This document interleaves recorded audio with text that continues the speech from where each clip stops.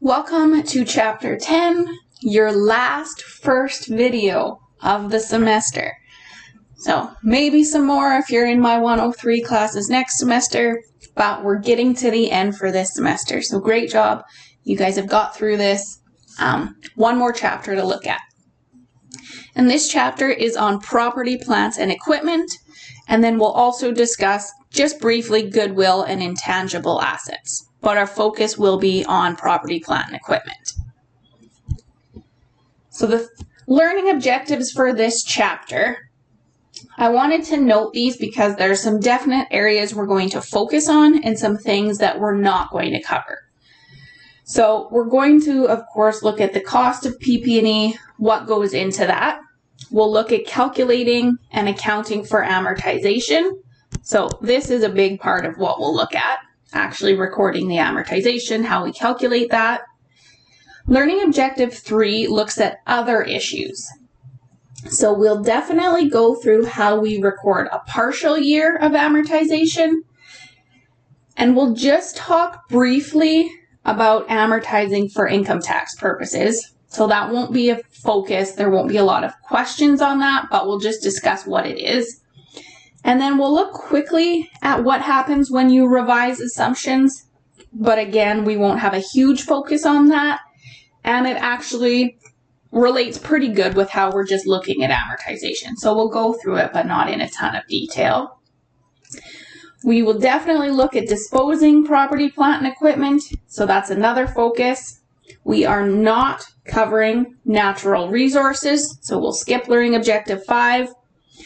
We'll talk about intangible assets and goodwill, but not in as much detail as PP&E. So you'll want to read this portion of it. We'll talk a little bit in the videos, but not as much focus. And then we're not really going to cover learning objective 7. Again, I'll note about the differences between IFRS and ASPE, but you don't need to know the details of that. All right, so we are going to start by looking at what are some characteristics of property, plant, and equipment. We have discussed this a bit when we looked at long-term assets, and we also did the amortization in our adjusting entries just under straight line. So we have a bit of an idea about this, but we'll go through it again. So property, plant, and equipment, and often referred to as PP&E, and that's what I'm going to say a lot. It's just a lot quicker. You hopefully saw that picture that I posted in Blackboard about the rest of the world. Here's PP&E, and they think protective personal equipment. So we know a lot about that with doctors and nurses right now. For accountants, when they hear PP&E, they think property, plants, and equipment. So just a couple differences there. But if I say PP&E, I'm meaning property, plants, and equipment. So PP&E, some of their special characteristics are that they're held for use in the business. So the purpose of these is to use them in order to help create revenue. So we looked at inventory earlier. The purpose of inventory was to sell it to make revenue, whereas PP&E, we're using that. So we buy it, it's long-term, long-lasting as it says below, and we're using it in the business. PP&E is tangible, which means that you can touch it, and that is where the benefit comes from. So actually being able to use these assets. As I said, they're used in the business to create revenue. They are relatively expensive. So when you look at a balance sheet for a company that has property, plant, and equipment, that tends to be the largest portion of their assets. There's a lot of value in property, plants, and equipment. Now, it always depends on the business. Some businesses don't need a lot of these items, so they might not have any, but a lot of businesses, PP&E makes up a main section of their assets. We know that property, plant, and equipment lasts a long time and usually for several years. It's recorded in long-term assets, and we amortize it and move a portion of that cost to the expenses each year of this long life that it has. And then we will see that PP&E could be sold or traded in when it's at the end of its useful life. Okay, so the first objective we're going to look at is measuring the cost of property, plant, and equipment. So if you remember back to when we talked about inventory, we looked at this overall definition of the cost of an asset. And it's the sum of all of the costs incurred to bring that asset to its intended purpose, and then net of any discounts if there was any. So that's the same thing for property, plant, and equipment. Any cost to purchase it and get it ready for its intended purpose, that gets included in the cost of the item. So the main ones that we'll see here are the purchase price. Obviously, whatever you actually have to pay to buy that item, that's going to be included. But then this involves any other costs, necessary to bring the asset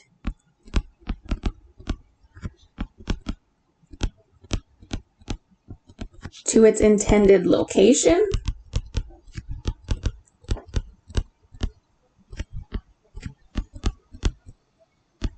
and ready for its intended use.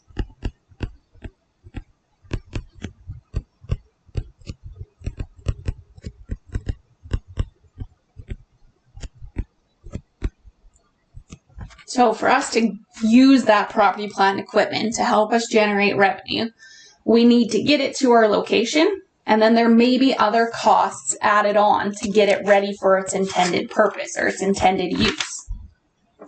So things that we're going to look at here, some things to think about, are that freight or delivery to get it to you. If there's costs that you need to pay for assembly of the equipment or the PP&E, that would be there. If it needs to be tested before to make sure that it's working properly and ready, if there's cost to that, that would be included. So anything to get it to its intended location and ready for its intended use. Now, when we look at PP&E, there is a lot of different items that we're going to see here. So land, building, equipment, vehicles.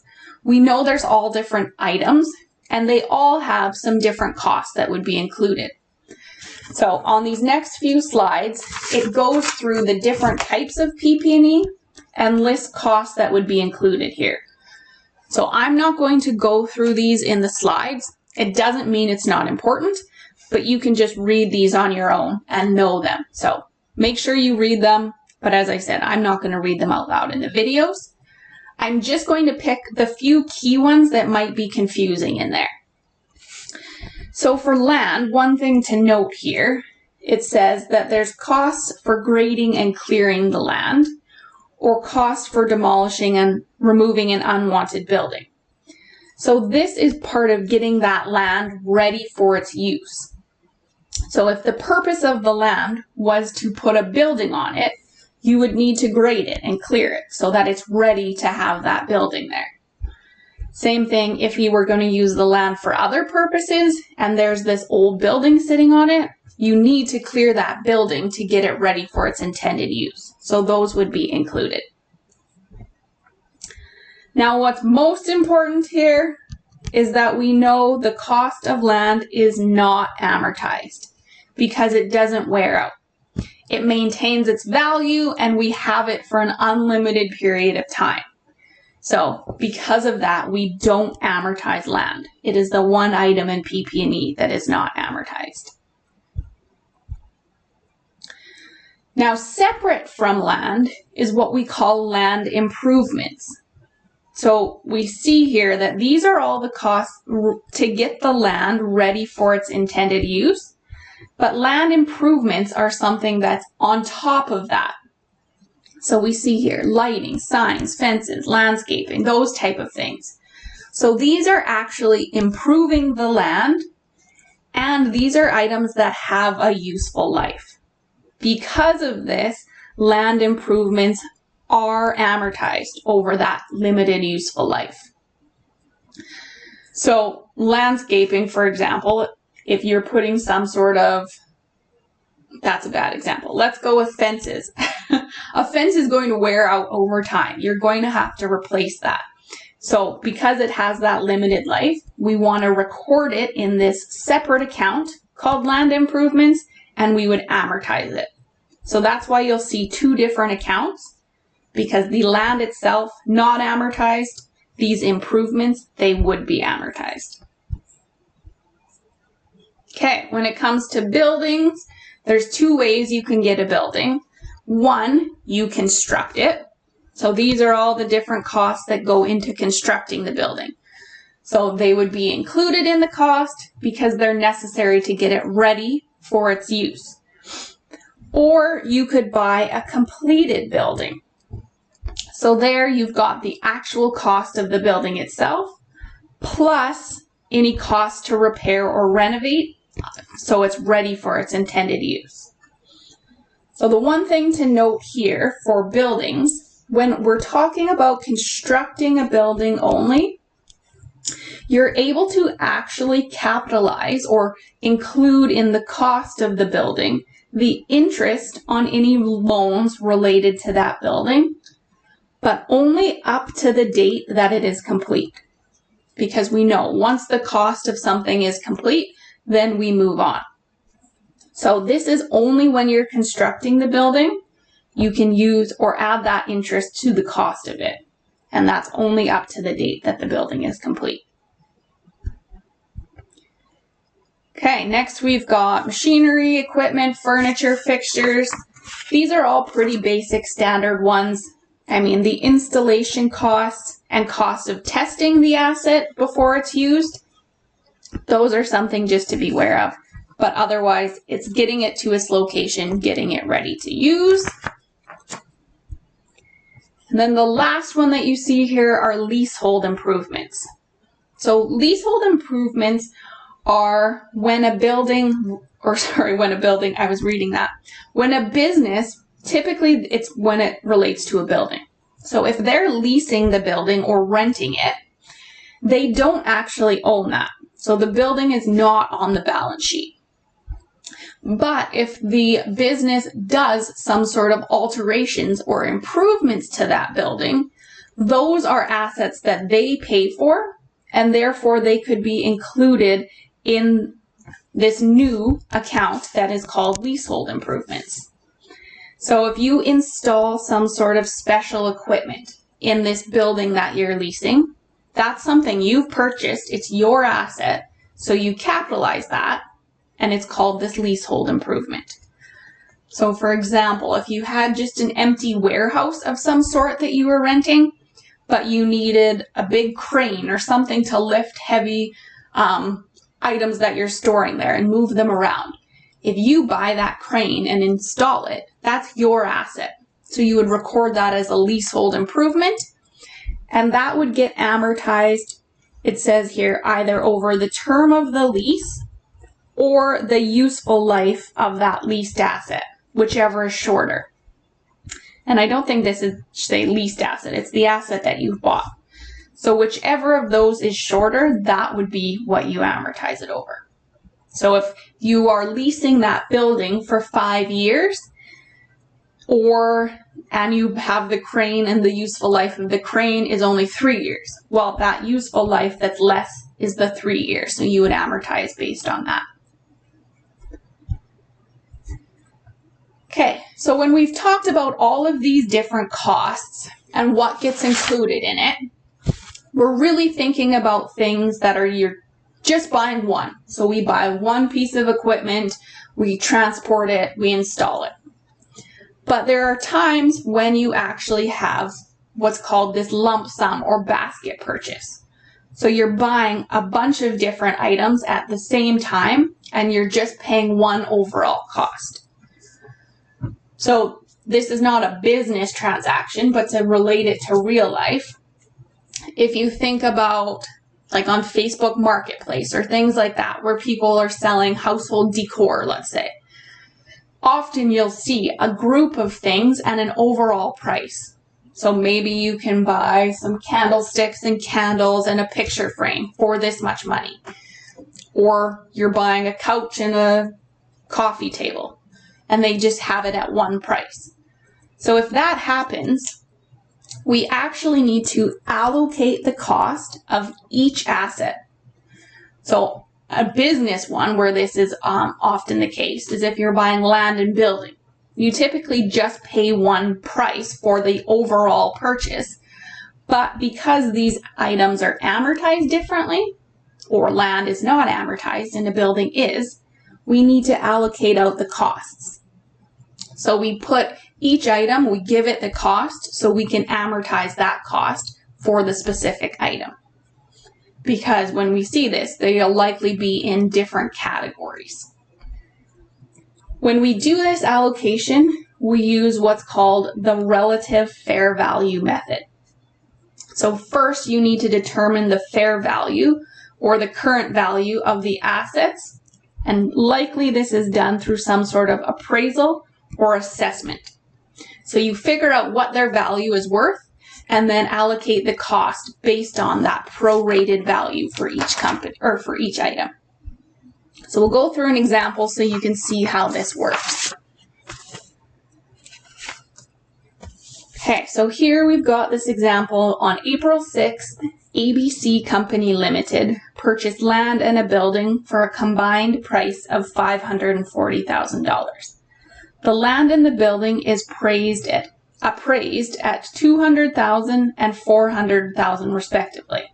So that means the land is at $200,000, building appraised at $400,000.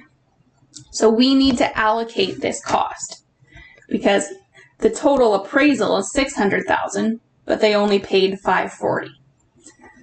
So we'll go through and we're going to do this first for land, then we'll look at the building. So we can separate each of these out. So the first thing that you do is put what is their market value. So this is that fair value, the assessed amount. For land, it was $200,000. For the building, $400,000. And we need to figure out the total. So the total of these, if we add up, is $600,000. So that's your first step. Put those in there and figure out what the total market value was. And then we figure out here what percentage of this total market value is each of these taking up. So we'll say, well, the land is $200,000 out of a total of $600,000. So this equals 33% or 0.33. The building is $400,000 out of a total $600,000,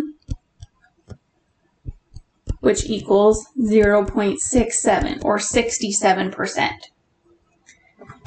So now that we know the total value of the fair value, we apply that percentage to the total price that was actually paid. So this is $540,000 per our question. That was the combined price. So we would multiply this by 540,000 for both of these. So 540 times 33% for the land equals 180,000. And 540,000 times the 67%, or 66.6 repeating, for the building equals 360,000. So now we've got this allocation and we know the cost that we need to record for this purchase. And it's always good to just double check 180 plus 360 does in fact equal 540. And that's the price that we're paying. So we need that allocation to equal that full amount. So first step, you find the total market value or appraised value. Use that to find the percentage that each makes up of that value. Times that by the purchase price, and that gets you to the cost allocated. Now that we've got this, we're able to use it and actually record our journal entry. So ABC Company pays $90,000 cash and takes out a mortgage payable on the balance. So we know we've bought land and we've bought a building, but since land isn't amortized and the building is, we need to record them separately. They go in different accounts. So we debit land, and the amount that we allocated, we're using the $180,000 from that final column. We also bought a building, so we'll debit the building. And we look back here, we allocated $360,000 to that building.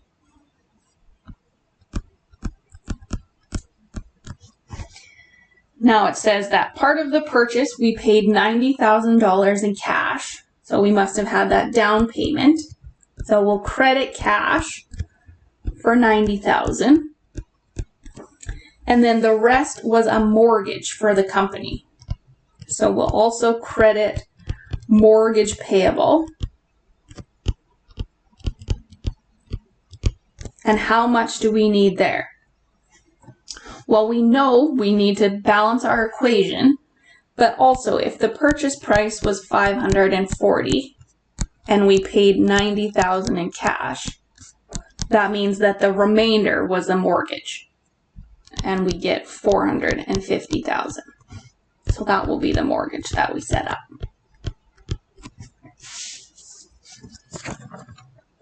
Okay. So that is how you would look at and record a lump sum purchase if you had a question like this. Now the last thing that we're going to look at in regards to the cost of property, plants, and equipment. So all of what we've looked at is the cost to get it to its location and ready for its intended use. And that's where you stop unless these are kind of in the future when you might actually add something to the cost. So once it's ready for use, you stop. Anything else would be expensed unless you come to a point where you have what's called a betterment. So these are future costs related to that asset once it's already been ready and started being used. So we need to compare these costs and decide, is it a betterment or is it just a repair? So a betterment, as you can see here, it is something that increases the capacity or the efficiency of the asset, or increases the quality of the output, or extends the asset's useful life. So it makes it better. That's why it's called a betterment. It's not just getting it to its use if something went wrong. It's actually doing something above and beyond what the asset could originally have done when it was purchased. It is making it better. So if that's the case, if you have some sort of cost that you're doing to actually make that item better, you get to add that to the cost of the asset. And we call that capitalizing it. So you're adding it to the capital asset, which is that PP&E account. So betterments, they are capitalized. So you would debit that related asset account. So debit equipment, debit the vehicle. The other side here, so this is an or. It's either a betterment or it's a repair. And a repair, as you guys know, it's merely maintaining the asset in working order. So it's not making it any better. It's just getting it back to working. You're just fixing something up. In this case, a repair, these costs are expensed. So typically the account you would use is repairs and maintenance expense. So this should be over here. You would call it repairs and maintenance expense. So if we think about an example here, let's say the textbook talks about an engine overhaul of a truck that decreases the fuel consumption. So now it is more efficient, and it likely would extend the useful life of that asset. So that total overhaul, if it's making it more efficient because it uses less gas, well, that's a betterment. So we would add that to the cost of the asset. Whereas if you got in a fender bender and you had a dent in the side of a truck and you just went, got that fixed up and replaced a bumper or something. Well, that's just a repair because it's not making the truck any better. It's just getting it back to that working condition by fixing it up. So those are two differences there. So this one, betterments versus repair, takes professional judgment. And if you have any questions like this, it'll be obvious. But this is one, and this next slide talks about it, that there's gray area when we talk about capitalizing versus expensing items. So a company has, or there's areas where it takes judgment, and you could probably in some cases argue both sides. Well, one person thinks it's a betterment for this reason, but someone else thinks it's an expense for another reason. So here you really need to use that professional judgment and use ethics to make sure that you're accounting for it in the proper way. So in the end, you capitalize costs that provide future benefit for the business and expense other costs. So I said in our course, it'll be pretty clear what you need to do, but when you get into the real world, there's different reasons or different biases why someone might want to record it as an expense and why you might want to record it as a capital item. So be ethical, follow the rules, and make sure you know when to add it to the cost and when to expense it. Okay, now that we know how to figure out the cost, we're going to look at amortizing this in the next video.